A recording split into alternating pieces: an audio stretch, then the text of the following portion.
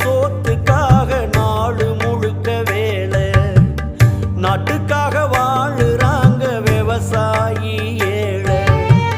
ரத்தத்தைய வேர்வ போல சிந்துறாங்க பூமியில, கஷ்டப்பட்டு பலனும் இல்ல, கண்ணீரு தான் கண்ணுல.